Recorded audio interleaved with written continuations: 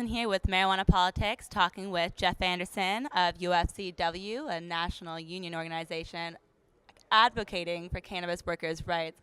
My name is Jeff Anderson. I'm Secretary Treasurer of United Food and Commercial Workers Local 555. We represent workers in the retail industry and including the cannabis industry in Oregon and Southwest Washington. Our website is ufcw555.org. We encourage you to visit our website and learn more about what we can do for workers in the cannabis industry. Right. So hi, Jeff. How are you today? Doing very well. Awesome. So tell me a little bit about what it is that your organization does. United Food and Commercial Workers is a 1.3 million member organization. It's an international union because it's America, the United States, and Canada. And we are the lead union organizing cannabis workers in the United States today. Awesome. So when did you guys start organizing cannabis workers? Is that a relatively new phenomenon? Probably about 3-4 years ago in Northern California, UFCW Local 5 started organizing cannabis workers, dispensaries, and that started us moving down the line of where today there's programs that in organizing in Minnesota, New York, Maryland, California, Washington, Oregon, Nevada, and it's growing. That's a pretty wide scope. So what do your organizational efforts look like? Like, how do you go about organizing a union, and how do you go about reaching out to cannabis workers? It's multifaceted. In some cases, it's normal rate organizing like in the 1930s. That's where organizers receive calls or go out to work sites and just start having conversations with employees. The problem with the federal law, the federal government not acknowledging these people, that they have workers' rights, means that in the private sector, working in the cannabis industry, they have no worker protections. The National Labor Relations Act does not apply. So we are working to change that through programs called Labor Peace. We have Labor Peace legislation in California, New York, Maryland. We're working it in Washington, and we're introducing it here in Oregon. And that gives workers the right to be able to know that they can organize a work site and have work site protections.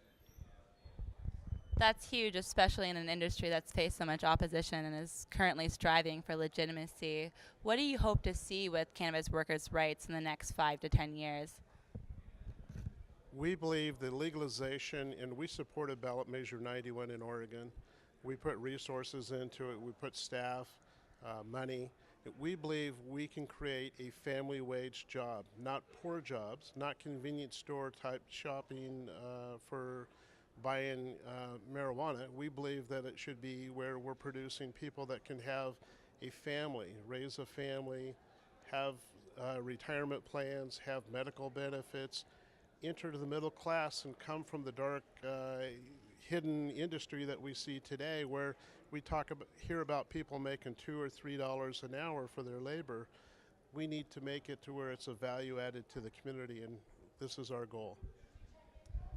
So speaking about family, in conversation you mentioned that you come from a family of pot growers and how prohibition actually hurt your family. Could you speak a little bit more about that and how marijuana reform and cannabis workers' rights could really help Oregon? Well, cannabis is only but the next adventure, if you would. The prohibition that took place in the 20s, my family's been here in Oregon since 1868. They were major significant hop farmers in western Washington County. It's an irony, in Washington County you can go to a baseball team called the Hops, but there's no hops. But there was 70, 80 years ago. And so the hops are for the investment that used to be in that community. The prohibition harmed our family growing those hops. It's an irony. When prohibition ended, it allowed alcohol back into Oregon. In 1986, they even changed the law to allow for microbrews to go. So we took the next step. That allowed us today to be the microbrew capital of the world, while at the same time we have a wine industry that's grown here, and we are now the Pinot capital of the world by many standards with the French winemakers that came to Oregon 30 years ago. None of that would have happened with prohibition.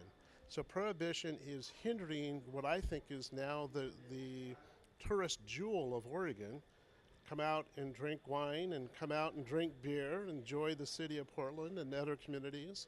And I believe cannabis is the next step to that.